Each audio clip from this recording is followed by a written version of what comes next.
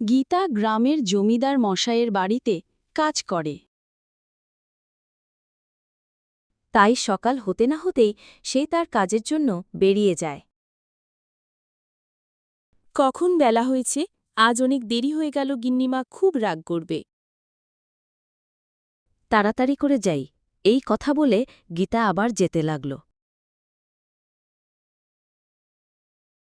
এক সময় জমিদার বাড়িতে পৌঁছে গেল আর গিন্নিমা ও গিন্নিমা বলে ডাকতে লাগল। জমিদার গিন্নি একটু রাগ হয়ে বলল, এখন আসার সময় হলো তোর, কত কাজ পড়ে আছে। এই কথা শুনে গীতা তার কাজে চলে যায়।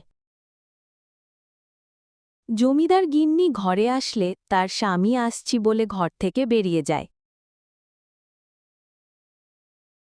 কাজ শেষে রাত হলে গীতা তার বাড়ি যাওয়ার জন্য বের হয়। অনেক রাত হয়ে গেল। এই কথা বলে গীতা বাড়ি চলে গেল